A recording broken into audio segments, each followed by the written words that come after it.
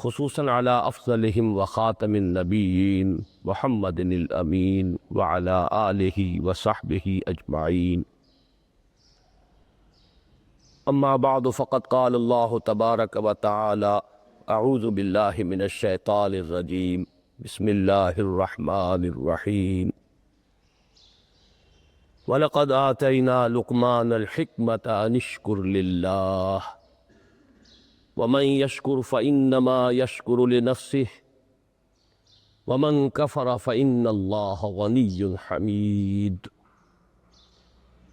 وَإِذْ قَالَ لُقْمَانُ لِابْنِهِ وَهُوَ يَعِظُهُ يَا بُنَيَّ لَا تُشْرِكْ بِاللَّهِ إِنَّ الشِّرْكَ لَظُلْمٌ عَظِيمٌ إِلَى قَوْلِهِ يَا بُنَيَّ أَقِمِ الصَّلَاةَ وَأْمُرْ بِالْمَعْرُوفِ وَانْهَ عَنِ الْمُنكَرِ وَاصْبِرْ عَلَى مَا أَصَابَكَ إِنَّ ذَلِكَ مِنْ عَزْمِ الْأُمُورِ. وقال تبارک و تعالی اننی انا اللہ لا الہ الا انا فاعبدنی واقم الصلاۃ لذکری. صدق اللہ العظیم. محترم لطف الرحمان صاحب ناظم قرآن کالج، محترم پروفیسر حافظ محمد فاضل صاحب رئیس شعبہ عربی و اسلامیات،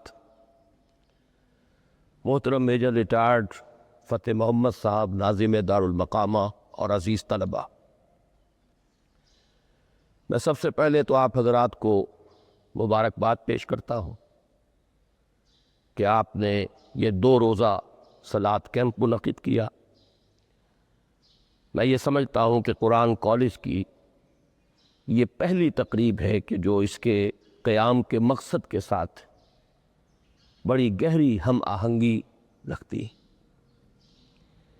پھر یہ کہ جس انداز میں اسے منظم کیا گیا ہے، اس میں خاص طور پر میجر صاحب کی جو فوجی تربیت ہے اس کا جو عمل دخل مجھے نظر آیا ہے، تو میں اس پر بھی انہیں ہدیہ تحسین پیش کرتا ہوں اور امید کرتا ہوں کہ آئندہ بھی دین کے جو اہم اور بنیادی موضوعات ہیں ان پر اسی طرح کے تربیتی کیمپ منعقد کرتے رہیں گے. میری گفتگو کا جو اس وقت عنوان معین ہے اور جو اس وقت آپ کے سامنے لکھا ہوا بھی ہے، فلسفہ دین میں نماز کی اہمیت. اس میں سب سے پہلے تو میں توجہ دلاؤں گا کہ لفظ فلسفہ اصلاً عربی کا ہے اور نہ ہی یہ قرآن حکیم کی اصطلاح ہے. یہ لفظ بھی اپنی اصل کے اعتبار سے یونانی ہے. فلسفی اگرچہ فلسفی عربی میں اب استعمال ہوتا ہے اور فلاسفہ اس کی جمع بھی ہوتی ہے، لیکن واقعتاً یہ عربی زبان کا لفظ نہیں ہے. اسی کی ایک مثال اور ہے تصوف. وہ بھی بظاہر تفاعل کے وزن پر خالص صیغہ معلوم ہوتا ہے عربی زبان کا، لیکن یہ بھی تھیوسوفی، یہ بھی در حقیقت یونانی الاصل لفظ ہے جس کی تعریب کی گئی ہے، اسے معرب بنا کر عربی کا جامہ پہنا دیا گیا ہے. فلسفے سے ہم جس علم یا جس شعبہ علم کو مراد لیتے ہیں، قرآن حکیم کی اصطلاح میں اس کے لیے لفظ حکمت ہے. اس کا مادہ ہا کاف میم، اور اس کا بنیادی مفہوم وہی ہے کہ جو اس سے جو ایک مشتق لفظ استحکام، کسی شے کا مضبوط ہو جانا، پختہ ہو جانا، قوی ہو جانا، ایسی صلاحیت حاصل کر لینا کہ وہ اپنی حفاظت کر سکے، اپنے خلاف کسی بھی اقدام پر اپنا دفاع کر سکے. یہ ہا کاف میم کے مادے کا اصل مفہوم ہے. اور حکمت انسان کے فکر اور اس کے شعور کی پختگی کا نام ہے. اس لیے کہ انسان حیوانات سے ممیز کیا گیا ہے اگرچہ مختلف اعتبارات سے، لیکن یہ کہ اس میں سب سے اہم اعتبار یہ ہے کہ یہ حیوان عاقل ہے۔ اسی طریقے سے اسے حیوان ناطق کہا جاتا ہے، اور نطق اور عقل کا بڑا گہرا تعلق ہے اور ربط ہے، دونوں ایک دوسرے سے جڑے ہوئے۔ تو ہم کہیں گے شعور، عقل سے انسان کو شعور حاصل ہوتا ہے، اور نطق جو ہے اس کی بنیاد، اس کا سورس جو ہے وہ یہی شعور ہے۔ تو انسانی فکر کی پختگی، انسانی شعور کی پختگی، اس کے اندر ایسی صلاحیت کا پیدا ہو جانا کہ وہ حقائق تک رسائی حاصل کر سکے، اس میں اتنی قوت پیدا ہونا کہ وہ صحیح رخ پر، صحیح رخ سے موڑنے والے جتنے محرکات ہیں ان کے مقابلے میں اپنا دفاع کر سکے، یہ حکمت ہے۔ لہذا فلسفہ دین کی بجائے اب آپ اپنے ذہن میں حکمت دین کا لفظ رکھیں، اور اب غور کیجئے کہ حکمت دین میں صلاۃ کے مقام کو سمجھنے کے لیے ہمیں یہاں سے ابتدا کرنی چاہیے کہ حکمت دین کا سب سے بنیادی مسئلہ کون سا ہے۔ حکمت دین کا سب سے اہم، سب سے بنیادی، اولین مسئلہ معرفت خداوندی، انسان اپنے رب کو پہچانے، اور رب کو پہچان کر اپنے فطری جذبہ تشکر کو اس کی ذات سے وابستہ کر دے۔ یہ فطری جذبہ تشکر بھی آپ سمجھ لیجئے کہ یہ بھی نہ صرف انسان بلکہ حیوانات کا بھی خاصہ ہے، کہ اگر ان کے ساتھ کوئی بھلائی کی جائے تو ایک خاص رد عمل ان کی طبیعت میں پیدا ہوتا ہے، جسے ہم جذبہ شکر یا جذبہ تشکر سے تعبیر کر سکتے ہیں۔ حیوان کے پاس اگرچہ وہ زبان نہیں ہے کہ جس میں وہ اپنے اس جذبے کو الفاظ کا جامہ پہنا کر اپنے محسن کی خدمت میں پیش کر سکے، لیکن یہ کہ اگر کبھی کسی بھوکے پیاسے حیوان کو آپ نے کوئی غذا فراہم کی ہو یا پانی پلایا ہو، اور پھر اگر آپ اس کی آنکھوں میں دیکھیں گے تو وہ جذبہ تشکر وہاں سے ابلتا ہوا محسوس ہوگا۔ یہ گویا کہ فطرت کا تقاضا ہے۔ حیوانات سے بلندتر سطح پر انسان ہے، تو فطرت انسانی کا بڑا اساسی اور بنیادی تقاضا ہے کہ وہ اپنے محسن کا شکر ادا کرے، جس نے بھی اس کے ساتھ کوئی بھلائی کی ہو، خیر کیا ہو، اس کی کوئی احتیاج پوری کی ہو، اس کی کوئی ضرورت پوری کی ہو، اس کا وہ شکر بجانا۔ تو یہ فطری جذبہ تشکر جب تک عقل انسانی اپنے اصل محسن اور مربی کو نہیں پہچانتی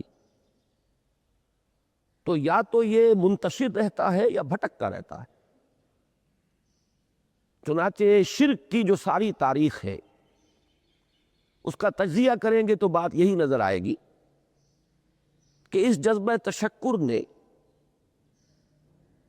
اپنے علم کی کوتاہی کی وجہ سے، اپنے فہم کی کوتاہی کی وجہ سے مختلف اشیاء کے ساتھ یا مظاہر قدرت کے ساتھ اپنے آپ کو منسلک کر لیا۔ مثلاً یہ کہ یہ بات غلط نہیں ہے کہ ہماری دنیا کا یہ سارا نظام جو ہے اس میں سورج کی حرارت کو بہت بڑا دخل حاصل ہے۔ ساری انرجی جو ہمارے پاس ہے اس کی سورس تو اصل میں وہ سولر انرجی ہے۔ لکڑی بھی آپ جلا کر اگر آگ کے ذریعے سے حرارت حاصل کرتے ہیں تو وہ بھی در حقیقت سورج ہی کی وہ حرارت تھی کہ جو اس لکڑی میں جذب ہوئی ہے، اس نے وہ صورت اختیار کی۔ فصلوں کو سورج پکاتا ہے، اس کی حرارت جو ہے وہی ان کے پکنے کا ذریعہ بنتی۔ لہذا انسان نے یہ سمجھا کہ ہمارا سب سے بڑا محسن یہ ہے، لہذا اس کے آگے ہاتھ جوڑ دیے، اس کو سجدہ کیا، اسے معبود بنا لیا۔ اسی پر آپ قیاس کرتے چلے جائیے، جس جس چیز کے بارے میں احساس ہوا کہ اس کے ساتھ ہماری کوئی بھلائی وابستہ ہے، یہ ہمارے لیے کسی خیر کا ذریعہ ہے، اس کے سامنے انسان جھک گیا اور اس کے اظہار تشکر کے لیے اس نے مراسم عبودیت ایجاد کر لی۔ تو عقل انسانی کی اصل معراج یہ ہے کہ وہ اپنے اصل مربی کو پہچان لے، اپنے اصل رب کی معرفت حاصل ہو جائے کہ یہ تمام مظاہر فطرت، مظاہر قدرت، اگرچہ یہ سب ہے اس دنیا میں، اس کے نظام کو مختلف پہلوؤں سے ان کے ساتھ وابستہ کیا گیا ہے، لیکن یہ سب خود کسی اور کی ربوبیت کے مظہر ہے۔ کوئی اور ہے جو ان سب کا خالق ہے، کوئی اور ہے کہ جس نے ان کے لیے یہ سارا نظام بنایا ہے۔ تو ایک ہی چھلانگ میں انسان پھر وہاں پہنچتا ہے اور اپنے اصل رب اور مربی کو پہچان کر اب اپنے پورے جذبہ تشکر کو اس کی ذات کے ساتھ منسلک کر دیتا ہے۔ یہ میں نے خلاصہ عرض کیا آپ کے سامنے سورہ لقمان کے دوسرے رکوع کی اس پہلی آیت کا، جس میں اللہ تعالیٰ نے حضرت لقمان کے حوالے سے حکمت اور حکمت کا جو منطقی اور لازمی نتیجہ ہے، دونوں چیزوں کو بیان کر دیا۔ وَلَقَدْ آتَيْنَا لُقْمَانَ الْحِكْمَةَ أَنِ اشْكُرْ لِلَّهِ، ہم نے لقمان کو حکمت عطا کی کہ کر شکر اللہ کا۔ فطرت سلیمہ کا تقاضا شکر، محسن کے لیے، مربی کے لیے، اور عقل کی معراج اپنے اصل محسن اور مربی کو پہچان لینا، اسی کا نام حکمت ہے۔ حکمت عقل صحیح اور فطرت سلیمہ کے امتزاج سے وجود میں آتی ہے، جس کا نتیجہ شکر رب ہے یا معرفت رب۔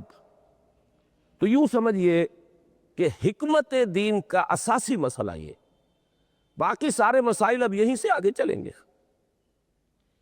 اس کے لیے یہ بات اگر آپ نے منتخب نصاب کے وہ اسباق پڑھ لیے ہوں تو یہ چیزیں سامنے آ چکی ہوں گی کہ اس کے لیے قرآن کا اسلوب یہ ہے کہ آیات کے حوالے سے انسان کے اندر معرفت رب کو جگایا جاتا ہے۔ میں نے جگانے کا لفظ استعمال کیا ہے کہ قرآن کی حکمت یہ ہے کہ رب کی معرفت فطرت انسانی میں موجود ہے لیکن سوئی ہوئی، ڈورمنٹ ہے، اسے جگانا ہے، اسے ایکٹیویٹ کرنا ہے۔ اس کے لیے آیات آفاقی، ان فی خلق السماوات والارض واختلاف اللیل والنہار والفلک التی تجری فی البحر بما ینفع الناس الی آخر الآیہ۔ اسی طرح آیات انفسی وفی انفسکم افلا تبصرون، سنریہم آیاتنا فی الآفاق وفی انفسہم حتی یتبین لہم انہ الحق۔ لیکن ان آیات آفاقیہ کی طرف بھی صحیح نقطہ نظر سے متوجہ کرنے کے لیے اور انسان کے اندر کی اس سوئی ہوئی معرفت رب کو جگانے کے لیے سب سے زیادہ مؤثر آیات قرآنیہ ہیں۔ چونکہ یہ فطرت انسانی کے اندر کی ایک شے کو جگانے والی ہیں، یہی وجہ ہے کہ قرآن مجید اپنے آپ کو کہیں الذکر کہتا ہے، کہیں ذکرہ، کہیں تذکرہ۔ یہ تو یاد دہانی ہے، تمہارے اپنے اندر معرفت رب موجود تھی یا موجود ہے، لیکن یا تمہیں اس کا شعور نہ تھا، وہ تمہارے شعور کی سطح پر نہیں آئی تھی، یا یہ کہ آئی تھی لیکن پھر تم اسے بھول گئے ہو، ذہول کے پردے پڑ گئے۔ جیسا کہ علامہ اقبال نے کہا کہ کافر کی یہ پہچان کے آفاق میں گم ہے، تم پھر گم ہو گئے ہو۔ لہٰذا اس کو اجاگر کرنے کے لیے، تازہ کرنے کے لیے یہ آیات قرآنیہ ہیں۔ ان اندھیروں سے، گمشدگی کے اندھیروں سے نکالنے کے لیے، معرفت کی روشنی میں لانے کے لیے یہ آیات مبارکہ ہے۔ هو الذی ينزل على عبده آیات بینات لیخرجکم من الظلمات الی النور، اندھیروں سے نکال کر روشنی میں لانے کے لیے اللہ نے اپنے بندے پر صلی اللہ علیہ وسلم یہ آیات بینات نازل کی۔ لیکن اب اس سے اگلا قدم ہے، اور اصل میں وہ ہے جو میری گفتگو کا موضوع ہے اس وقت۔ اس کے لیے یہ تمہید ضروری تھی کہ حکمت قرآن کا اور حکمت دین کا اولین، اہم ترین، سب سے اساسی، سب سے بنیادی مسئلہ ہے معرفت رب۔ اگر اس مرحلے کو انسان طے کر لے اللہ کے فضل و کرم سے، اسے اللہ کی معرفت بھی حاصل ہو جائے اور اس پر ایمان بھی میسر آ جائے، تو اب اس کے سامنے تین مسئلے اور ہیں، ان کو اچھی طرح آئیڈینٹیفائی کیجئے۔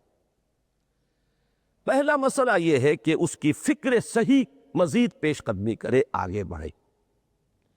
یہ تو اس کا سٹارٹنگ پوائنٹ تھا، رب کو پہچان لینا۔ ابھی تو اس سے آگے بڑھ کر اس فکر صحیح کو، بڑی بلندیوں کو چھونا ہے۔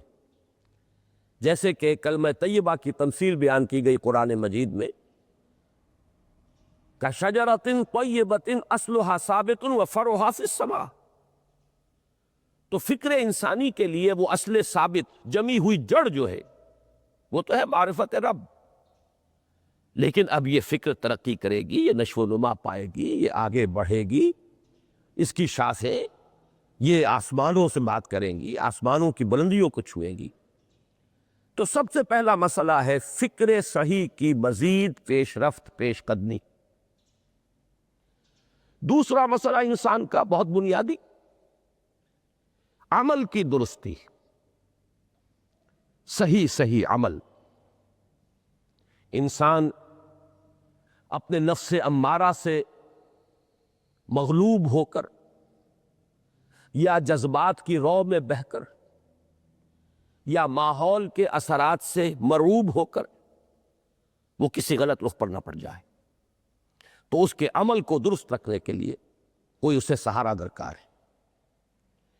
اور تیسری ضرورت اس کی، یہ میرے نزدیک اس دور میں سب سے زیادہ نگاہوں سے اوجھل ہو چکی ہے، یہاں تک کہ ہمارے بہت سے دینی حلقے بھی خاص طور پر جو ریلیجس ایکٹیوسٹ شمار ہوتے ہیں، جو دین کی احیائی جد و جہد میں مصروف نظر آتے ہیں، تجدید دین، احیاء دین، غلبہ دین، اقامت دین، ان کی بھی ایک بہت بڑی محرومی ہے کہ وہ ایک تیسرے گوشے کو تقریباً نظر انداز کر رہے ہیں، اور وہ ہے روحانی ترقی۔ اس لیے کہ انسان کی اصل عظمت کی بنیاد تو وہ روح ہے جو اس میں پھونکی گئی، وَنَفَخْتُ فِيهِ مِن رُوحِي، جس کا تعلق ذات باری تعالیٰ کے ساتھ ہے۔ کم سے کم یہ تو ہر شخص مانے گا، کوئی بڑے سے بڑا ریشنلسٹ اور روحانیت کا منکر شخص وہ بھی یہ تو ماننے پر مجبور ہے کہ اللہ تعالیٰ نے اس کی جو نسبت اپنی طرف فرمائی ہے، روحی، اس میں در حقیقت انسانی روح کی عظمت اور اس کی شرافت، اس کی بلندی اور اس کی بزرگی کی طرف اشارہ ہے۔ بہرحال اس کی ترقی، فکر صحیح کی ترقی۔ نمبر 2، عمل کی درستی، اس میں افراط و تفریط نہ ہو، اس میں انسان نفس امارہ سے مغلوب ہو کر یا جذبات کی رو میں بہہ کر یا ماحول کے اثرات سے متاثر ہو کر کوئی غلط اور غیر متوازن راستہ اختیار نہ کر لے۔ اور نمبر 3، روحانی ترقی۔ اب ان میں سے پہلی چیز کو لیجئے، فکر صحیح کے مزید ارتقاء اور اس کی مزید پیش قدمی کے لیے قرآن حکیم نے بھی سورہ آل عمران کے آخری رکوع میں ذکر کو سب سے پہلے اور سب سے اہم عامل کی حیثیت سے شمار کیا ہے۔ چنانچہ اس کی پہلی آیت جو ہے سورہ آل عمران کے آخری رکوع کی، اس میں تو وہی مضمون جو میں بیان کر چکا وہ آیا ہے، ان فی خلق السماوات والارض واختلاف اللیل والنہار لآیات لأولی الالباب۔ یقیناً آسمان اور زمین کی تخلیق میں اور دن اور رات کے الٹ پھیر میں نشانیاں ہیں ہوش مندوں کے لیے۔ ان کے ذریعے سے انسانی شعور کے اندر وہ معرفت رب اجاگر ہوگی۔ وہ پہلا مرحلہ اب اس نے طے کر لیا، وہ ڈورمنٹ معرفت اب ایکٹیویٹ ہو گئی۔ اب مزید فکر کا مرحلہ ہے جو اگلی آیت میں آیا ہے، الذین یذکرون اللہ قیاما وقعودا وعلی جنوبہم ویتفکرون فی خلق السماوات والارض ربنا ما خلقت ھذا باطلا سبحانک فقنا عذاب النار۔ یعنی تفکر جو ہے، ویتفکرون فی خلق السماوات والارض، وہ تفکر کرتے ہیں، غور و فکر کرتے ہیں آسمان اور زمین کی تخلیق میں، لیکن اس تفکر کے ساتھ لازماً ذکر اور ذکر مدام، ذکر بھی وہ کہ جو مستقل ہو، ہر حالت میں ہو۔ الذین یذکرون اللہ قیاما وقعودا وعلی جنوبہم، وہ لوگ کہ جو اللہ کو یاد رکھتے ہیں، اللہ کا ذکر کرتے ہیں، کھڑے ہوئے بھی، بیٹھے ہوئے بھی، اور اپنے پہلوؤں کے بل یعنی لیٹے ہوئے بھی۔ اب ان تین کے سوا تو کوئی پوزیشن انسان کی نہیں ہے، اسی کا نام ہے دوام ذکر۔ اور اس کے ساتھ اگر وہ تفکر کرتے ہیں تو ان کا فکر اگلی منزل تک پہنچتا ہے۔ میں اس پر زیادہ بحث اس وقت نہیں کروں گا، اس وقت میں نے چونکہ وہ تین باتیں بیان کی تھی، میں درجہ بدرجہ چاہتا ہوں کہ آگے بڑھوں اور ایک حد سے زیادہ کسی بھی مسئلے میں تجاوز نہ۔ یہ جو بات سورہ آل عمران کی آخری رکوع کی اس دوسری آیت میں آئی ہے، اسی کو مولانا روم نے بیان کیا ہے بہت ہی سادہ لیکن بڑے پرمغز شعر میں۔ این قدر گفتیم باقی فکر کن، فکر اگر جامد بوت رو فکر کن۔ اس قدر تو ہم نے تمہیں بتا دیا، سمجھا دیا، یہ بات تو آ گئی تمہارے عقل میں، اب جاؤ خود غور کرو، مزید آگے پیش قدمی کرو۔ این قدر گفتیم باقی فکر کن، فکر اگر جامد بوت رو فکر کن۔ فکر میں جمود آ جائے، فکر سست پڑ جائے تو جاؤ پھر ذکر کرو۔ تو یہ ذکر اور فکر گویا کہ گاڑی کے دو پہیے ہیں کہ جن سے فکر انسانی صحیح رخ پر آگے بڑھے گا۔ اگر یہ ذکر ساتھ نہیں رہے گا تو فکر انسانی کج ہو جائے، تاثریا می رود دیوار کج۔ پھر وہ فکر جو ہے وہ بلندی کو کتنے ہی پہنچ جائے لیکن وہ ٹیڑھی بلندی ہوگی، وہ صراط مستقیم پر پیش قدمی کرنے والا فکر نہیں ہوگا۔ اسی کو علامہ اقبال نے اپنے دو اشعار میں، کیونکہ انہوں نے مولانا روم کو اپنا پیر بھی تسلیم کیا ہے، مرشد رومی، تو یہ فکر جو ہے، یہ خیال جو مولانا روم نے پیش کیا، اسی کو علامہ اقبال نے دو اشعار میں میں سمجھتا ہوں کہ مزید شکوہ کے ساتھ، مزید خوبصورت اور حسین انداز میں پیش کیا ہے۔ جز بقرآن زے غمی روباہی است، فقر قرآن اصل شاہ شاہی است۔ قرآن کے بغیر اگر کوئی شعر بھی ہو تو وہ بھی اصل میں لومڑی ہے، اس کی کوئی حقیقت نہیں ہے، اس لیے کہ اصل شاہنشاہی جو ہے وہ تو فقر قرآن ہے۔ اب فقر قرآن کیا ہے؟ فقر قرآن اگر آپ لکھا ہوا دیکھیں گے اس کو تو اس کے آگے یہاں اب سوالیہ نشان آ جائے گا۔ فقر قرآن یعنی سوچو فقر قرآن کیا ہے، اور جواب ہے اختلاط ذکر و فکر۔ فقر قرآن امتزاج سے وجود میں آتا ہے کہ اس میں ذکر بھی ہو، فکر بھی ہو۔ اور فکر را کامل نہ دیدم جز بے ذکر، میں نے فکر کو کبھی بھی اپنی منزل مقصود تک پہنچتا ہوا نہیں پایا جب تک کہ اس کے ساتھ ذکر نہ ہو۔ تو پہلی شے تھی فکر انسانی کی صحیح رخ پر مزید پیش قدمی اور پیش رفت، اور اس کے لیے لازم ہے ذکر و فکر کا امتزاج۔ دوسری چیز کو لیجئے عمل کی درستی۔ اس عمل کی درستی کے لیے اللہ تعالیٰ کے ساتھ ایک گہرے تعلق کی ضرورت ہے، اس لیے کہ صبر کی بحث میں یہ مضامین شاید آپ کے سامنے آ گئے ہو کہ صبر جہاں مصیبت پر صبر ہوتا ہے، تکلیف پر صبر ہوتا ہے، اللہ کے احکام پر جمنا یہ بھی صبر ہے، نفس کی خواہشات کی باغ کو تھام کر رکھنا، کھینچ کر رکھنا یہ بھی صبر ہے، اور استقامت کسی شے پر قائم رہنا یہ بھی صبر۔ تو عمل صحیح پر استقامت کے لیے وَاصْبِرْ وَمَا صَبْرُكَ إِلَّا بِاللَّهِ، اس صبر کی سب سے اہم جو بنیاد ہے، اس کا جو سب سے بڑا ذریعہ ہے، اس کا جو سب سے بڑا سہارا ہے، وَمَا صَبْرُكَ إِلَّا بِاللَّهِ، اس کے لیے ضرورت ہے ایک گہرے تعلق کی کہ اللہ کے ساتھ ایک ایسا تعلق برقرار رہے جو نہ صرف گہرا ہو بلکہ دائم و قائم، مسلسل۔ ذرا ذہول ہوگا تعلق مع اللہ میں ذرا کمی آئے گی، شیطان کا وار کاری ہو جائے۔ اسی کو حضور نے حدیث میں یوں تعبیر کیا ہے تمثیلاً کہ جو دل اللہ کی یاد سے غافل ہے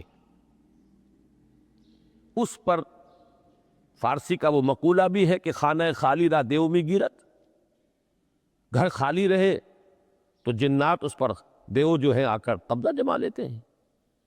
تو خانہ قلب جو ہے اگر یاد خدا بندی سے خالی ہو گیا تو شیطان ابلیس لعین اپنی تھوتنی ٹکا دیتا ہے۔ یہ لفظ آتا ہے سور کے منہ کے لیے تھوتنی، جس طرح اس کا نکلا ہوا سا منہ ہوتا ہے آگے، تو یہ لفظ استعمال کیا گیا کہ وہ اپنی تھوتنی انسان کے دل پر جما کر اور پھوکے مارنی شروع کر دیتا ہے۔ تو شیطان کو موقع ہی تب ملتا ہے جب انسان کے تعلق مع اللہ کے اندر کمی ہو، وہ خانہ بالکل خالی ہو گیا ہو یا اتنا ضعیف ہو گیا ہو کہ کل عدم ہو جائے، گویا کہ نہیں۔ تیسری چیز کی طرف آئیے، روحانی ترقی۔ روحانی ترقی کے لیے میں ایک اصطلاح کے سامنے لا رہا ہوں، اس سے مراد کیا ہے؟ روحانی ترقی کے لیے ہماری دینی اصطلاح ہے تقرب الی اللہ، اللہ سے قریب تر ہوتے چلے جانا۔ اس پر میرا ایک کتابچہ بھی ہے، تقرب الی اللہ کے دو مدارج، دو درجے، جو در حقیقت ایک حدیث نبوی علیہ الصلاۃ والسلام ہی پر مبنی ہے کہ حضور نے ایک درجہ قرار دیا ہے تقرب بالفرائض، فرائض کے ذریعے سے انسان اللہ کا قرب حاصل کرے۔ ایک ہے تقرب بالنوافل، نوافل کے ذریعے سے اللہ کا قرب حاصل کرے۔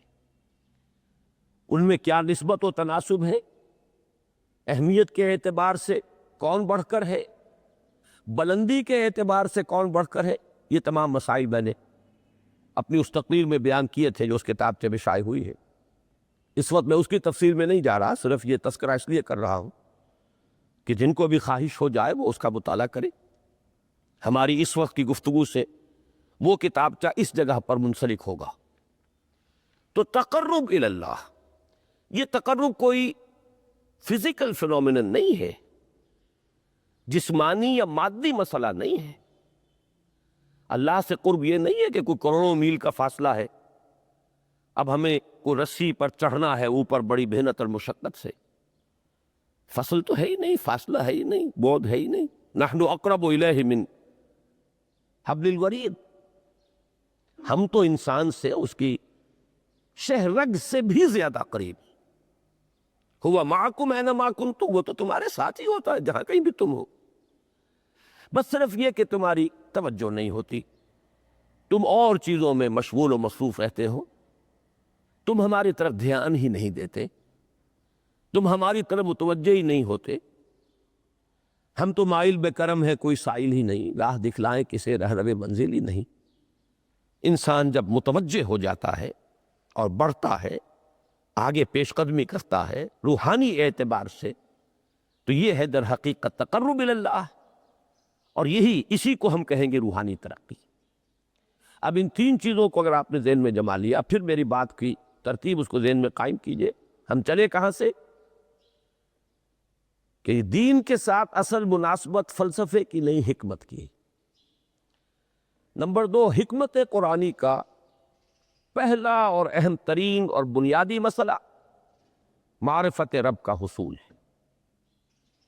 اس کا نتیجہ شکر خداوندی ہے، اس کا ذریعہ آیات آفاقی، آیات انفسی، اور سب سے بڑھ کر آیات قرآنیہ ہیں، جو الذکر ہے، جو تذکرہ ہے، جو ذکرہ ہے۔ لیکن اس پہلے مرحلے کو اگر کوئی انسان بفضل ہی تعالی، اللہ کے فضل و کرم سے طے کر لے، اب اس کے سامنے تین مسئلے ہیں۔ فکر کی مزید پیش رفت، مزید پیش قدمی صحیح رخ پر، اس کے لیے ذکر اور فکر دونوں کا امتزاج لازمی ہے۔ فقر قرآن اختلاط ذکر و فکر، الذین یذکرون اللہ قیاما وقعودا وعلی جنوبہم ویتفکرون فی خلق السماوات والارض۔ دوسری شے عمل کا درست رہنا، نہ افراط و تفریط ہو، عدم توازن ہو، نہ انسان نفس سے مغلوب ہو جائے، نہ انسان جذبات کی رو میں اندھا ہو جائے، نہ انسان ماحول سے مرعوب ہو کر متاثر ہو جائے، صحیح رخ پر اس کا عمل۔ نمبر 3 روحانی ترقی، جو اصل حاصل ہے، جو اصل مقصود ہے۔ نمبر 2 چیز کے لیے تعلق مع اللہ ضروری، نمبر 3 کے لیے تقرب الی اللہ ہو۔ اب غور کیجئے، ان تینوں چیزوں کا بڑا گہرا تعلق ہے نماز کے ساتھ۔ ان تینوں کے لیے ستون کی حیثیت نماز کو ہے۔ لہذا ایمان کے بعد یا معرفت رب کے بعد حکمت دین کا اہم ترین مسئلہ نماز، صلاۃ۔ اس لیے کہ ایک طرف یہ انسان کو اللہ کے ساتھ ایک گہرے تعلق کا ذریعہ فراہم کرتی ہے۔ اپنے تمام مصروفیات میں سے، ان مشغولیتوں میں جن میں گم ہونے کا خدشہ ہوتا، نکلو۔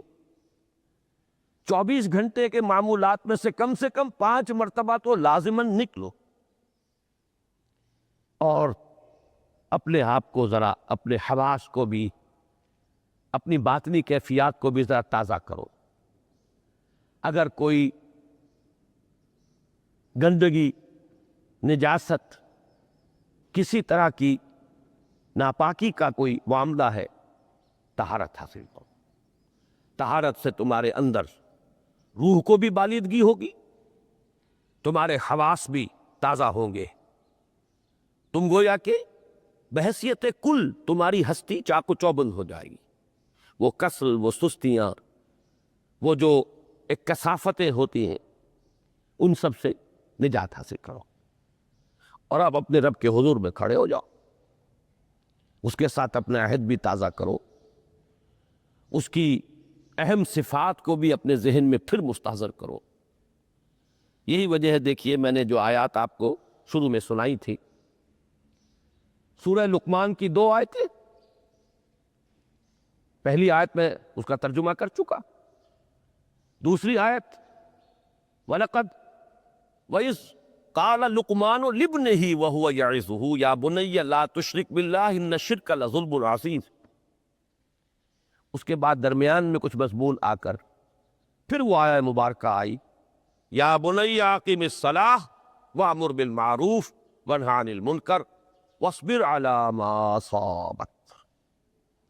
گویا کہ اہم ترین چیز، بنیادی ترین چیز، اللہ کو محض پہچان لینا کافی نہیں ہے، یاد رکھنا ضروری ہے۔ اللہ یاد رہے گا تو فکر صحیح آگے بڑھے گا، اللہ یاد رہے گا اور اس کے ساتھ ایک گہرا تعلق جو ہے برقرار رہے گا تو عمل درست رہے گا۔ بالکل یہی بات سورہ طٰہٰ میں جو پہلی وحی حضرت موسیٰ علیہ السلام پر ہوئی، اور پہلا مخاطبہ ہے چونکہ حضرت موسیٰ کو یہ انبیاء کرام کے مقدس گروہ میں ایک امتیازی حیثیت حاصل ہے کہ ان سے براہ راست گفتگو ہوئی ہے، اگرچہ صرف ایک پردہ تھا، اوٹ من ورائے حجاب گفتگو ہوئی ہے، لیکن یہ کہ کوئی فرشتے کا درمیانی جو ہے وہ لنک نہیں تھا، براہ راست اللہ تعالیٰ نے حضرت موسیٰ علیہ السلام سے کلام فرمایا۔ کلم اللہ موسیٰ تکلیما، موسیٰ سے تو اللہ نے کلام فرمایا جیسے کہ کلام کیا جاتا ہے۔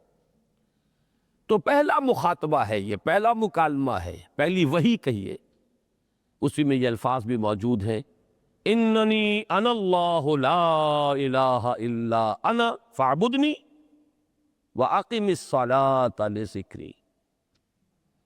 یہ گویا کہ حکمت قرآنی کا ایک بہت بڑا خزانہ ہے یہ آیت مبارکہ، کہ خود حضرت موسیٰ علیہ السلام کو جو ہدایت دی جا رہی ہے، میں ہوں، میں اللہ، اننی انا اللہ لا الہ الا انا، میرے سوا کوئی معبود نہیں، فاعبدنی، بس میری بندگی، میری عبادت، میری پرستش، میری محبت، اس کو اختیار کرو۔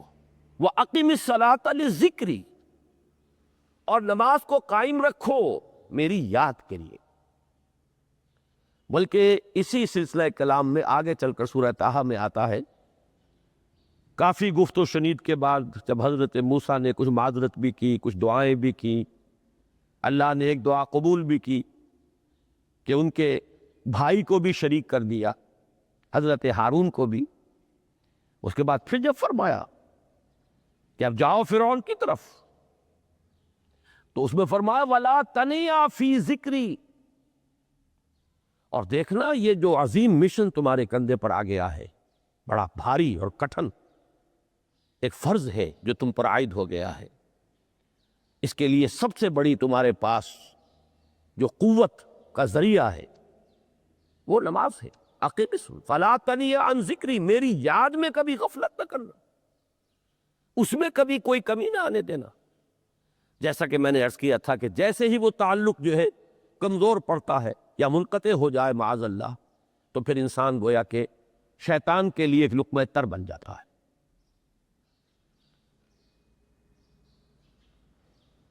اب آپ غور کیجئے، تیسری شے تقرب الی اللہ، اس کے حوالے سے بھی جو فرائض اور نوافل کی بات ہے اس کو اس وقت ذہن سے نکال کر یہ سمجھیے کہ اس میں نماز کا کیا مقام ہے، اس لیے کہ نماز فرض بھی ہے، نماز نفل بھی ہے، وہ تو ان دونوں میں شریک ہو جائے گی۔ اب اس کو لفظ صلاۃ کے حوالے سے آپ ان دونوں چیزوں کو سمجھیے۔ صاد لام واو یا یہ چونکہ حروف علت ایک دوسرے سے بدلتے رہتے ہیں، یہ جو مادہ ہے اس کی جو خالص لغوی اصل ہے، جو خالص عربی زبان میں اس کا بنیادی مفہوم ہے، وہ آگ جلانا یا آگ تاپنا یا آگ سینکنا، حرارت حاصل کرنا۔ لہذا بار بار آتا ہے جہنم کے ذکر میں، اسلوہا، اب جلو اس میں، تاپو اس کو، یہ سینکے گی تمہیں۔ بلکہ تفتلون کا لفظ آیا ہے حضرت موسیٰ کے کلام میں، جب وہ گئے تھے کوہ طور پر، جب پہنچ گئے تو تھے آگ کی تلاش میں، لعلکم تستلون، تو اپنے اہل خانہ سے یہی کہا تھا کہ مجھے کہیں وہ روشنی نظر آ رہی ہے، غالباً کوئی وہاں سے آگ مل سکے گی، ورنہ یہ کہ کوئی رہنمائی کو رستہ مجھے مل سکے گا، میں وہ آگ لے آؤں گا، کوئی چنگاری وہاں سے لے آؤں، لعلکم تستلون، تاکہ تم، اب یہ اصطلاح در حقیقت باب افتعال ہے، اور یہ تے یہاں پر کوئے کی شکل اختیار کر گئی، تا نے توبن کی صورت اختیار کی صاد کی وجہ سے۔ بہرحال اس کا سب سے بنیادی مفہوم جو ہے وہ ہے تاپنا، سکائی حاصل کرنا، حرارت۔ اس کے حوالے سے سمجھ لیجئے کہ سب سے بنیادی تعلق اس کا جو ہے وہ روح کے ساتھ ہے۔ روح میں محبت خداوندی کی آگ اگر ٹھنڈی پڑ گئی ہو، اگر محبت خداوندی کی حرارت میں کمی ہو رہی ہو، تو اس کو اثر نو، جس کو کہ میں آج سوچ رہا تھا تو ایک لفظ ذہن میں آیا کہ جیسے بیٹری اس کو ریچارج کیا جاتا ہے، اسی طریقے سے روح کے اندر محبت خداوندی کی اس حرارت کو اثر نو تازہ کرنا، یہ ہے در حقیقت نماز کا اصل مقصد۔ اس لیے کہ اس لفظ کا بنیادی مفہوم، اصل لغوی مفہوم تو یہ، اگرچہ اس کا سب سے زیادہ کثرت سے جو استعمال ہوتا ہے، اور لفظ صلاۃ جس سے در حقیقت جس تصور پر مبنی ہے وہ ہے اقدام، کسی کی طرف متوجہ ہونا اور پھر دعا۔ صلاۃ کا سب سے قریبی مفہوم لفظی جب بیان کیا جائے گا، اس سے مراد، اس کے معنی، تو دعا اس میں اہم ترین ہے۔ کسی کی طرف توجہ کرنا، مناجات کرنا، گفتگو کرنا، مخاطبہ، مکالمہ، دعا، یہ در حقیقت صلاۃ کا سب سے بڑا اصطلاحی مفہوم ہے۔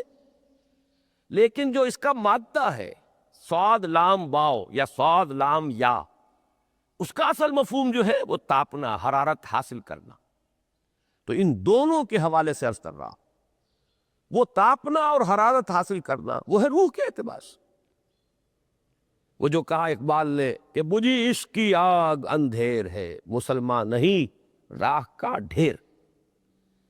یہ عشق کی آگ جب بجھ جاتی ہے در حقیقت یہی تو انسان کی روحانی موت ہے۔ جب یہ نہ رہے تو چاہے منطق میں بہت انسان ماہر ہو، مجھے اقبال کا ایک شعر یاد آیا تقابل کرتے ہوئے، ایک انسان محکوم اور ایک انسان حر آزاد انسان، ان کی نفسیات میں جو بنیادی فرق علامہ اقبال نے مختلف مواقع پر بیان کیے ہیں۔ محکوم ہے بیگانہ اخلاص و مروت، ہر چند کے منطق کی دلیلوں میں ہے چالاک۔ تو منطق کی دلیلوں میں انسان چالاک ہو جائے اور وہ لغت ہائے حجازی کا وہ ایک خزانہ بن جائے، اسے تمام الفاظ کے معنی یاد ہو، وہ بڑے مسائل فقہ کے اسے ازبر ہو، جزیات بے انتہا جزیات جو ہے وہ مستحضر ہو، فلسفے کے بڑے بڑے مسئلے اس نے حل کر لیے ہوں، لیکن اگر روح میں وہ اللہ کی محبت کی آگ نہیں ہے، وہ تپش نہیں، بجھی عشق کی آگ اندھیر ہے مسلمان نہیں راکھ کا ڈھیر۔ اسی کے حوالے سے آج مجھے یاد آیا تھا کہ وہ جو بڑی سادہ سی ایک نظم ہے، اللہ تعالیٰ سے دعا یا رب دل مسلم کو وہ زندہ تمنا دے، اس میں بھی جو الفاظ آئے ہیں جو روح کو گرما دے اور قلب کو تڑپا، یہ ہے اصل جو مقصود ہے نماز کا۔ اور یہی وہ چیز ہے جیسا کہ میں نے عرض کیا تھا کہ نگاہوں سے اوجھل، یہ پہلو سامنے ہے ہی نہیں، دوسرا پہلو سامنے ہے اور وہ بھی میرے نزدیک بہت اہم ہے، بہت بنیادی ہے، اس میں کوئی شک نہیں، لیکن یہ ہے بلند ترین منزل کہ تقرب الی اللہ، اس کے لیے در حقیقت یہ کس لیے درکار ہے؟ روح کے اندر عشق کی حرارت اور گرمی تازہ ہوتا ہے۔ بسا اوقات یہ اندر دب جاتی ہے، جیسے انگارہ ہوتا ہے آگ کا، اس کے اوپر خاک اور راکھ آ جاتی ہے، اندر کچھ ہوتی ہے، آگ دبی ہوئی سمجھ آگ بجھی ہوئی نہ جان، اس دبی ہوئی آگ کو پھر ایک شعلہ بنانا، پھر اس کے اندر ایک حیات تازہ پیدا کرنا، یہ ہے نماز کا اہم ترین اور بلند ترین مقصد۔ لیکن اس کے ساتھ ہی اس نماز میں ذکر ہونا، اس کا یہ ذکر ہے، اور ذکر کی جب میں فہرست بیان کیا کرتا ہوں بہت سے حضرات کے سامنے ہوگا کہ ذکر کا در حقیقت مفہوم ہے استحضار اللہ فی القلب۔ ہمارے ہاں غلطی سے جو ذرائع ذکر ہے انہیں ذکر قرار دے دیا گیا ہے۔ نماز ذکر نہیں ہے، نماز ذکر کا ذریعہ ہے۔ اقیم الصلاۃ لذکری، نماز قائم کرو میرے ذکر کے لیے۔ یہ اللہ اللہ کہنا یا ادعیہ معصورہ جو حضور صلی اللہ علیہ وسلم کی مسنون دعائیں ہیں، انہیں اپنے تمام معمولات دنیاوی کے ساتھ ساتھ ان دعاؤں کو بھی انسان پڑھتا رہے، اللہ سے دعا کرتا رہے، یہ تمام ذرائع ذکر ہیں۔ سبحان اللہ الحمدللہ الحمدللہ، اس کا آپ ورد کیجئے، یہ بھی ذریعہ ذکر ہے۔ حقیقت میں ذکر ہے استحضار اللہ فی القلب، اللہ کو دل میں لے آنا، اللہ کو دل میں حاضر کر لینا، اصل میں تو ترجمہ ہوگا، لیکن حاضر جاننا، یہ کیفیت جو ہے انسان کو حاصل ہو جائے۔ اب اس کے حوالے سے ذرا بات سمجھیے کہ ایک تو میں عرض کر چکا ہوں مجسم ذکر تو قرآن ہے، لہذا ذکر کی فہرست جب آپ کریں گے ذرائع ذکر تو ان میں سب سے پہلے قرآن آئے گی، اس لیے کہ وہ ہماری حکمت کے پہلے مسئلے کو حل کر رہا ہے، بنیادی مسئلہ، اہم ترین مسئلہ۔ دوسرے نمبر پر ذکر جو ہے، اب اس کے لیے کچھ اصطلاحات جو میرے مختلف دروس میں شاید آپ کے سامنے بعد میں آئیں یا پہلی آ چکی ہو، ان کے حوالے سے میری بات سمجھیے۔ ایک ذکر غیابی ہے، تھرڈ پرسن میں، سیغہ غائب میں اللہ کی یاد کرنا، اللہ اکبر اللہ اکبر اللہ اکبر۔ ابھی اللہ اکبر جو ہے یہ جملہ اسمیہ خبریہ ہے، ایک حقیقت کی تکرار آپ کر رہے ہیں، اللہ سب سے بڑا ہے، اللہ سب سے بڑا ہے، سبحان اللہ سبحان اللہ سبحان اللہ۔ یہ در حقیقت ذکر غیابی ہے کہ آپ اس میں مخاطب نہیں ہے اللہ سے، ایک ذکر خطابی کہیں یا ذکر حضوری کہیں، جس میں مکالمہ ہوتا، جس میں گفتگو ہوتی. تو نماز در حقیقت ذکر حضوری اور ذکر خطابی کی بلند ترین شکل ہے. اس لیے میں نے عرض کیا تھا کہ نماز کے نفس یا صلاۃ کے لفظ یہ اصطلاحی معنی جو اکثر و بیشتر کیے جاتے ہیں وہ ہے دعا. اور دعا میں ہوتا کیا ہے؟ مکالمہ ہے، مخاطب اے اللہ، اے میرے رب، اے پروردگار.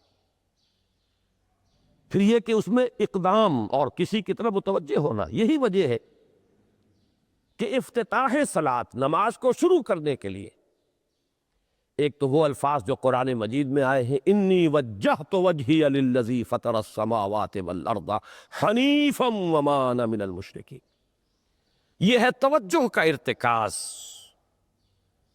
بشرطے کہ یہ صرف الفاظ ہی نہ نکل رہے ہوں، واقعتاً یہ تعبیر ہو اس وقت کی انسان کی نفسیاتی کیفیت کی، کہ شعوری طور پر وہ فیصلہ کرتا ہے کہ اب میں منقطع ہو رہا ہوں، ہر چہار طرف سے اپنی توجہ کو ہٹا کر، ہر مسئلے سے اپنے آپ کو خالی و ذہن کر کے، یعنی ظاہری اور باطنی دونوں اعتبار سے میں اپنی توجہ کا ارتکاز کر رہا ہوں اس ذات کی طرف جس نے آسمانوں اور زمین کو پیدا کیا، اور بالکل یکسو ہو کر رہا. انی وجہت وجہی للذی فطر السماوات والارض حنیفا وما انا من المشرکین. اور دوسری وہ جو دعا جس سے ہم افتتاح کرتے ہیں اپنی نماز کا، دیکھیں اس میں خطاب کا کس قدر اہتمام. وہاں سبحان اللہ نہیں ہے، سبحانک اللہم، پاک ہے تو اے رب ہمارے، وَبِحَمْدِكَ وَتَبَارَكَ اسْمُكَ وَتَعَالَى جَدُّكَ. اب آپ غور کر رہے ہیں، یہ ہے تخاطب، براہ راست مخاطب ہونا. یہ گویا کہ لب لباب میں آپ کے سامنے عرض کر رہا ہوں علامہ اقبال کے خطبے کا. دی میننگ آف پریئر ان اسلام. خطبات جو ہیں ان کے مشہور، ان میں غالباً یہ تیسرا یا چوتھا لیکچر ہے کہ اس میں تصور یہ دیا گیا ہے کہ دو ہی انائیں ہیں. ایک انائے کبیر، اننی انا اللہ لا الہ الا انا، یہ وہ انائے کبیر ہے، انائے مطلق ہے، میں، بہت بڑی میں، جس کو کہ علامہ اقبال نے کہا دی بگ آئی ایم. یہ بگ آئی ایم جو ہے وہ سورہ طٰہٰ کی اس آیت میں ہے، اور میرے علم کی حد تک کوئی اور مقام نہیں ہے جس میں اس قدر جلال ہو. اللہ نے اس طور سے اپنی انانیت کبریٰ اور انانیت مطلقہ کا اظہار اس بلند آہنگ کے ساتھ کیا ہو، اننی انا اللہ لا الہ الا انا. وہ انائے کبیر اور یہ انائے صغیر، یہ انائے محدود، یہ چھوٹی سی ایک انا ہے، میں، یہ میں ہوں. آپ جب کہتے ہیں میں، بڑی محدود سی ایک انا، دی فائنائٹ ایگو، انائے محدود اور انفائنائٹ ایگو. اور صلاۃ اصل میں کیا ہے؟ اس چھوٹی انا کا بڑی انا کے سامنے آ کر، روبرو ہو کر، وہ جو کبھی ٹیلی ویژن کا ایک پروگرام ہوا کرتا تھا، روبرو ہو کر خطاب. ایک ہے وہ سیدھے غائب میں تکرار، سبحان اللہ، سبحان، وہ بھی بہت اہم ہے، اس کا اپنی جگہ پر فائدہ ہے، لیکن ہر شے کے درجے ہیں. گر حفظ مراتب نہ کنی زندگی، اگر آپ ان کے درجوں کا علیحدہ علیحدہ لحاظ نہیں کریں گے تو غلط رخ پہ پڑ جائیں گے. تو یہ جو دو ذکر خطابی یا ذکر حضوری ہے، نماز اصل میں اس کی بلند ترین شکل ہے. یہی وجہ ہے کہ سبحانک اللہم وبحمدک وتبارک اسمک وتعالی جدک ولا الہ غیرک. اس کا کی جس قدر تکرار یہاں پر ہے، آپ نے غور کیا، اس میں خطاب ہے. یا پھر یہ کہ یہ کا کی اس طرح کی تکرار آپ کو دعائے قنوت میں ملے گی. اللہم انا نستعینک ونستغفرک ونؤمن بک ونتوکل علیک ونثنی علیک الخیر ونشکرک ولا نکفرک. اب یہ جو ہے یہ در حقیقت خطاب کا اندازہ ہے کہ براہ راست گفتگو ہو رہی ہے. تو سب سے پہلی بات تو یہ ہوئی کہ ذکر کی ایک شکل ہے ذکر غیابی، دوسری ذکر حضوری، اور ذکر حضوری یا ذکر خطابی کی بلند ترین منزل بلند ترین اس کا ذریعہ نماز۔ اس کو ایک پہلو سے اور سمجھ لیجئے، سورہ فاتحہ جب پھر ہم پڑھتے ہیں جسے الصلاۃ کہا گیا ہے، جو لب لباب ہے، خلاصہ ہے، اس میں پھر تدریجاً غیاب سے حضور کی طرف پیش قدمی ہوتی ہے۔ الحمدللہ رب العالمین الرحمن الرحیم مالک یوم الدین، یہ ذکر غیابی ہے، اس میں ابھی خطاب نہیں آیا، یہ وہی جملہ اسمیہ ہے۔ کل تعریف اس اللہ کے لیے ہے جو تمام جہانوں کا پروردگار ہے، مالک ہے، جو رحمان ہے، رحیم ہے، جزا و سزا کے دن کا مختار و مالک ہے۔ اب یہ غیاب سے حضور کی طرف، ایاک نعبد و ایاک نستعین اہدنا الصراط المستقیم، یہ ہے وہ۔ اب پہلے ایک معاہدہ ہے، ایک اقرار ہے، اعتراف ہے، وعدہ ہے، اور پھر دعا ہے، استدعا ہے۔ یہ ہے غیاب سے حضور کی طرف تدریجاً ارتقا۔ یہی وجہ ہے، اب نوٹ کر لیجئے، وہ چھوٹی سی حدیث یہ بھولنی نہیں چاہیے، الصلاۃ معراج المومنین، اس لیے کہ مخاطبہ الہی براہ راست حضور کو جو حاصل ہوا وہ معراج میں ہوا، التحیات کا مکالمہ وہی ہوا، لہذا اس کو نوٹ کر لیجئے کہ باقی جو وحی ہوئی ہے حضرت جبرائیل کے ذریعے سے ہوئی ہے، یا کوئی الہام ہوا ہے، حضور کے قلب مبارک پر کوئی شے القاء کی گئی ہے، تو وہ دوسری نوعیت کی وحی ہے۔ وہ جو مخاطبہ حضرت موسیٰ علیہ السلام کو وہ اس دنیا ہی میں حاصل ہوا ہے، کوہ طور کی بلندیوں پر، یہی ان کی امتیازی شان ہے، کلم اللہ موسیٰ تکلیما۔ یہ براہ راست مخاطبہ جو ہے یہ حضور صلی اللہ علیہ وسلم کو معراج کی شب یہ آپ کو حاصل ہوا، اور حضور نے اسی لیے نماز کو معراج المومنین قرار دیا، اس لیے کہ اس میں وہی براہ راست مخاطبہ اور مکالمہ اور وہی گفتگو ہے جو ہو رہی ہے۔ اس کے ضمن میں وہ حدیث، اب اس وقت شاید میرا وقت ختم ہونے کے قریب ہو، لیکن وہ حدیث جو اس اعتبار سے حدیث قدسی ہے، اگرچہ بعد میں اس کے جو مزید تفصیل ہے تو حضور صلی اللہ علیہ وسلم نے گویا کہ خود بیان کی ہے، لیکن مسلم شریف کی روایت ہے حضرت ابو ہریرہ رضی اللہ تعالی عنہ سے کہ حضور نے فرمایا، یقول اللہ تعالی، اللہ یہ فرماتا ہے، اسی لیے اس کو حدیث قدسی کریں گے، قسمت الصلاۃ بینی و بین عبدی نصفین، میں نے نماز کو اپنے اور اپنے بندے کے مابین آدھا آدھا تقسیم کر دیا ہے۔ اب یہاں تک تو جملہ ہے اللہ کا، یہ ہے حدیث قدسی۔ اب آگے جو ہے نریشن اس کی جو ہے حضور صلی اللہ علیہ وسلم کی جانب سے ہے، یعنی خبر دے رہے ہیں وہ اللہ کی طرف سے ہی۔ ویسے تو تمام احادیث ہی گویا کہ ہم سمجھتے ہیں انسپائرڈ تو اللہ کی طرف سے ہی، لیکن یہ کہ جہاں صراحت ہو کہ اللہ کہتا ہے وہ حدیث قدسی۔ تو یقول اللہ تعالی قسمت الصلاۃ بینی و بین عبدی نصفین، یہاں تک تو حدیث قدسی۔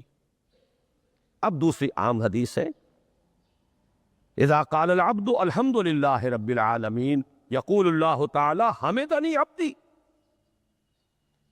جب بندہ کہتا ہے الحمد للہ رب العالمین، پروردگار کہتا ہے میرے بندے نے میری حمد کی۔ جب بندہ کہتا ہے الرحمن الرحیم، پروردگار فرماتا ہے ثنا علی عبدی، میرے بندے نے میری ثنا کی، بڑی تعریف کی۔ جب بندہ کہتا ہے مالک یوم الدین، اللہ فرماتا ہے مجدنی عبدی، میرے بندے نے میری بڑی بزرگی بیان کی ہے، تمجید کی ہے۔ پھر جب بندہ کہتا ہے ایاک نعبد و ایاک نستعین، اللہ فرماتا ہے ھذا ما بینی و بین عبدی ولعبدی ما سأل، یہ ہے میرے اور میرے بندے کے درمیان۔ یہ تو معاہدہ ہے نا، معاہدے میں تو دو فریق جکڑے جاتے ہیں، بند جاتے ہیں، یہ میرے اور میرے بندے کے درمیان ہے، اور میرے بندے نے جو طلب کیا میں نے دیا، اس لیے کہ اس میں طلب بھی تو ہے، ایاک نستعین، تیری مدد چاہتے ہیں ہم، یہ طلب ہے۔ اسی کی شرح ہے جو اب آخری تین آیتیں ہیں، پروردگار ہم تیری مدد چاہتے ہیں، پروردگار ہم تیری ہی بندگی کرتے ہیں اور کریں گے، اور تیری ہی مدد چاہتے ہیں، چاہیں گے. اگر حال میں اس کا ترجمہ کریں گے زمانہ حال کے اعتبار سے، اس لیے کہ فعل مضارع میں تو دونوں موجود ہیں، شامل ہیں، تو یہ ایک اعتراف ہے، اظہار حال ہے. اللہ کرے کہ وہ واقعتاً صحیح اظہار حال ہو، ہم واقعی اللہ کی بندگی کرتے ہوئے یہ کہیں کہ ایاک نعبد. ورنہ اگر ہماری اصل صورتحال سے وہ مطابقت نہ رکھتا ہو تو پھر تو ایک طرح کا جھوٹ ہو جائے گا، غلط بیانی ہو جائے گی. ایاک نعبد، تیری ہی بندگی کرتے ہیں اور مستقبل میں کیجئے، کریں گے، یہ ہے عہد. تیری ہی مدد چاہتے ہیں، تجھی سے مدد طلب کرتے ہیں، تجھی سے مدد چاہتے رہیں گے. اس کے لیے فرمایا وَلِعَبْدِي مَا سَأَلَ. اور پھر اس کے بعد وہ استدعا ہے، اهدنا الصراط المستقیم صراط الذین انعمت علیہم غیر المغضوب علیہم ولا الضالین. اس حدیث میں اس کو ایک ہی جملے کو لیا گیا ہے، ایک ہی جملے کی حیثیت سے. جب بندہ یہ کہتا ہے تو اللہ فرماتا ہے ھذا لعبدی ولعبدی ما سأل، یہ خالص میرے بندے کے لیے ہے. اس بندے نے ایک درخواست پیش کی ہے اور میں نے گرانٹ کی، وہ اپلیکیشن، وہ ریکویسٹ گرانٹڈ ہم نے دے دی. ولعبدی ما سأل، یہ ہے اس کی تاثیر کا عالم، بشرطے کے معاملہ وہ شعور کے ساتھ، بشرطے کے مطابقت ہو ظاہر اور باطن کی، بشرطے کے مطابقت ہو قول اور فعل کی. تو اس کا اتنا اونچا مقام ہے کہ ایک ایک جملہ ادھر ادا ہوا، ادھر اللہ کی طرف سے ریسپانس مل رہی ہے. افلاک سے آتا ہے نالوں کا جواب آخر، اٹھتے ہیں حجاب آخر، کرتے ہیں خطاب آخر. یہ خطاب ہے، مخاطبہ ہے، مکالمہ ہے، یہ ہے اصل نماز. اسی لیے اسی کو کہا گیا نماز. البتہ اب اس سے آگے بڑھیے، ذکر کی ایک اور شکل بھی ہے اور وہ ذکر عملی ہے. ایک تو ہم نے کہا اللہ اکبر، اللہ بہت بڑا ہے، سب سے بڑا ہے. یہ جیسا کہ میں نے عرض کیا ایک اعتبار سے تو ذکر غیابی ہو گیا. دوسرے یہ کہ یہ ایک فکری لسانی ذکر ہے، ہم نے کہہ دیا. ایک ہے اسی کے ساتھ ایک عملی ڈیمانسٹریشن. جب یہ کہتا ہوا انسان سیدھا سجدے میں گرتا ہے تو در حقیقت یہ اس اللہ اکبر کی تعمیل ہو رہی. لہذا نماز میں جہاں ذکر غیابی بھی ہے، سورہ فاتحہ کی پہلی 3 آیات، جہاں الذکر کا حصہ بھی ہے، کچھ نہ کچھ قرآن آپ پڑھیں گے اس میں. پھر یہ کہ ذکر حضوری اور ذکر خطابی بھی ہے کہ آپ نے اللہ سے عہد و پیمان کیا، قول و قرار کیا، استدعا کی. اس کے ساتھ ہی ذکر عملی بھی ہے کہ جھکنا، اللہ کی تعظیم میں انسان جھکتا ہے. آپ اپنے کسی بزرگ سے جب ملاقات کرتے ہیں تو جھک کر سلام کرتے ہیں. تھوڑا سا جھکنا، زیادہ جھکنے کی تو اجازت نہیں ہے، لیکن یہ کہ تھوڑا سا خم آتا ہے، یہ بھی طبیعت کی بات ہے. میں سمجھتا ہوں فطرت میں جیسے شکر ہے ویسے ہی اس قدر تعظیم تو فطرت انسانی میں موجود. آپ استاد کے سامنے آئیں گے تھوڑا سا خم کھائیں گے، آپ اپنے کسی بڑے بزرگ رشتہ دار کس سے ملیں گے تو تھوڑا سا خم لا محالہ ہو جائے. یہ در حقیقت اس آپ کے فکر کی ایک عملی تعبیر، اس کا عملی مظہر ہے کہ آپ نے اس ہستی کی تعظیم کی ہے، اس کی عظمت کا اقرار اور اعتراف کیا ہے. یہی تعظیم ہے اللہ تعالیٰ کی کہ جس میں پہلا درجہ ہے رکوع، جھکے آپ، اللہ اکبر کہہ کر جھکے. اور اس کے بعد پھر اس کا جو آخری درجہ ہو سکتا ہے وہ سجدہ ہے، جس میں کہ انسان نے جب اپنی پیشانی زمین پر ٹکا دی تو گویا کہ اس نے اپنی انانیت سے، اگر یہ شعور کے ساتھ ہوا ہو تب میں بات کہہ رہا ہوں، تو گویا کہ اس نے اپنی انانیت سے کامل دستبرداری اختیار کر کے اور اپنے آپ کو اپنے رب کے قدموں میں ڈال دیا. یہی وجہ ہے کہ حضور نے اس کو تعبیر فرمایا ہے کہ جب سجدہ کرو تو یوں محسوس کرو کہ تم نے اپنا سر اپنے رب کے قدموں میں رکھ دیا.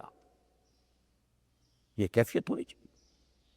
اور چونکہ میں نے ابھی عرض کیا کہ یہ در حقیقت انسان کی انانیت، میں، میری مرضی، میری خواہش، میری پسند، میری عقل، میری منطق، میرا چوائس، میرا اختیار، یہ سب چیزیں ہی تو در حقیقت جو ہمارے اندر ایک مضمر ہے شیطنت، اس شیطنت کا مظہر یہی تو ہے۔ جب اس کو انسان اپنے ہاتھوں اپنے رب کے قدموں میں رکھ دیتا ہے تو در حقیقت اسی لیے اس کو تعبیر کیا گیا کہ اقرب ما یکون العبد الی ربہ فی السجود، بندہ اپنے رب سے قریب ترین جو ہوتا وہ سجدے میں ہوتا، بشرطے کہ وہ سجدہ واقعی سجدہ۔ اس میں حقیقت یہ ہے کہ اقبال کا وہ شعر بڑی صحیح تعبیر ہے، وہ سجدہ روح زمین جس سے کانپ جاتی تھی، یہ ہے اصل میں تعبیر۔ اسی کو آج ترستے ہیں ممبر و محراب، سجدوں پر سجدے اور رکعتوں کے ڈھیر لگ گئے ہوں، اور 17 رکعتیں پوری نماز عشاء کی انسان نے ادا کی ہوں گن گن کر، اور 17 رکعتوں میں آپ کو معلوم ہے 34 تو سجدے ہو ہی گئے، تو سجدوں پر سجدے اور رکعتوں کے ڈھیر۔ لیکن یہ کہ اگر وہ کیفیت آپ کی صحیح عکاسی نہیں کر رہی ہے آپ کے ذہن کی، آپ کی نفسیاتی کیفیت کی، آپ کی قلبی کیفیت کی، آپ کے شعور کی، تو پھر ٹھیک ہے، ثواب تو ملے گا اس نماز سے بھی، اس لیے کہ ثواب کا نہ ملنا تو ظلم ہوگا۔ سوائے ایک بات کہ اس میں اگر کوئی ریاکاری ہے، دوسروں کو دکھانے کے لیے نماز پڑھی گئی ہے، تو ریاکاری تو زیرو کے مانند ہے کہ اس سے جو شے ضرب کھاتی ہے زیرو ہو جاتی۔ 1 کروڑ کی تعداد عدد کو آپ زیرو سے ضرب دے زیرو ہو گئے، تو ریاکاری تو زیرو کر دینے والی شے، بلکہ زیرو ہی نہیں کرتی، وہ شرک تک پہنچا دیتی۔ من صلی یرائی فقد اشرکا ومن صام یرائی فقد اشرکا ومن تصدق یرائی فقد اشرکا، جس نے دکھانے کے لیے نماز پڑھی اس نے شرک کیا، جس نے دکھانے کے لیے روزہ رکھا اس نے شرک کیا، جس نے دکھانے کے لیے صدقہ خیرات کیا اس نے شرک کی۔ لیکن یہ کہ اگر یہ بات نہیں ہے، اگر ریاکاری نہیں ہے، کوئی بدنیتی نہیں ہے، تو ایک شخص نے وقت نکالا ہے، اسی وقت میں وہ اپنا کوئی اور کام کر سکتا تھا، کوئی 2-4 پیسے کما سکتا تھا، کوئی اور دھندا دنیا کا جو ہے کرتا، لہذا اگر وہ نہیں ہے، ریا نہیں ہے، تب اس کا اجر تو لازم ہے۔ اس نے کچھ نہ کچھ ڈیووٹ کیا ہے، کچھ نہ کچھ سیکریفائس کیا ہے، کچھ نہ کچھ قربانی دی ہے۔ لیکن یہ کہ پھر وہ نماز یہ نہیں، وہ سجدہ روح زمیں جس سے کانپ جاتی تھی، اسی کو آج ترستے ہیں ممبر و محراب۔ وہ سجدہ واقعتاً انسان اشرف المخلوقات وہ جب اپنے اس گہرے شعور اور احساس کے ساتھ سر بسجود ہوتا ہے تو یہ ہے اقرب ما یکون العبد الی اللہ فی السجود، قریب ترین جو بندہ ہوتا ہے اللہ سے وہ سجدے کی حالت میں ہوتا ہے۔ یہ میں نے 3 چیزوں کے حوالے سے اب آپ کے سامنے باتیں رکھی ہیں کہ پہلی منزل معرفت رب کا حصول، اللہ پر ایمان اور شکر خداوندی، اس کی لذت کا حاصل ہو جانا۔ اس کے بعد اب 3 ضرورتیں ہیں، فکر صحیح کی مزید پیش قدمی، صحیح رخ پر۔ اس کے لیے جہاں فکر درکار ہے وہاں ذکر بھی درکار، اور اس ذکر کی جامع ترین صورت نماز۔ نمبر 2، انسان کے عمل کے درست رہنا، اس لیے کہ ذرا سا یہ جو قرآن مجید میں سورہ اعراف میں نقشہ کھینچا گیا ہے ایک شخص کا، اس کا نام تو وہاں نہیں ہے، بلعام بن باعورہ، ویسے تورات میں اس کا ذکر ہے اور اس نام کے ساتھ ہے۔ بہت بڑا عالم تھا، بہت بڑا فاضل۔ قرآن کے الفاظ ہیں، ہم نے اسے اپنی آیات عطا کی تھی، آتیناہ آیاتنا، اور ہم چاہتے تو اسے ابھی اور ترفع اور بلندی عطا کرتے، وَلَوْ شِئْنَا لَرَفَعْنَاهُ بِهَا وَلَكِنَّهُ أَخْلَدَ إِلَى الْأَرْضِ، لیکن وہ تو زمین ہی کی طرف دھستا چلا گیا، اور کوئی ایک لغزش انسان کے لیے سارے کیے دھرے پر پانی پھیر سکتی، ذرا سا عدم توازن اس کے رخ کو ٹیڑھا کر دے گا، اور جب ایک دفعہ ٹیڑھ ہو گئی تو شروع میں تو زاویہ جو ہے چاہے وہ 10 درجے کا ہی ہو، لیکن جیسے جیسے عمل کی وہ پیش قدمی ہوگی فاصلہ بڑھتا چلا جائے، انحراف شدید سے شدید تر ہوتا چلا جائے۔ اب اس عمل کی درستی کے لیے بھی لازم ہے تعلق مع اللہ۔ اس تعلق مع اللہ کا بھی سب سے بڑا ذریعہ نماز۔ تیسری چیز روحانی بالیدگی، روحانی ترقی، تقرب الی اللہ، اس کے لیے اس اعتبار سے بھی کہ توجہ اللہ، ارتکاز توجہ اللہ کی طرف، انی وجہت وجہی للذی فطر السماوات والارض حنیفا وما انا من المشرکین، اور اس اعتبار سے بھی کہ اسی کے ذریعے سے وہ عشق کی بجھتی ہوئی چنگاری کو پھر بھڑکایا جا سکتا ہے۔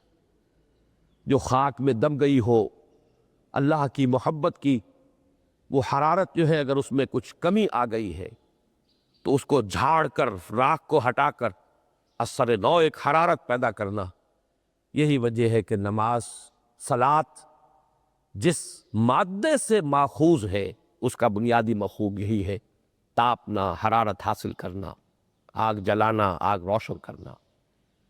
تو فلسفہ دین جس کے لیے صحیح لفظ ہے حکمت دین، اس کے اعتبار سے تو میری یہ گفتگو ہے۔ باقی ہے کہ نظام دین میں 3 اعتبارات سے پھر نماز کی اہمیت آئے گی۔ نظام دین میں سب سے پہلے انفرادی سیرت کی تعمیر، ثانیاً معاشرے کی تنظیم،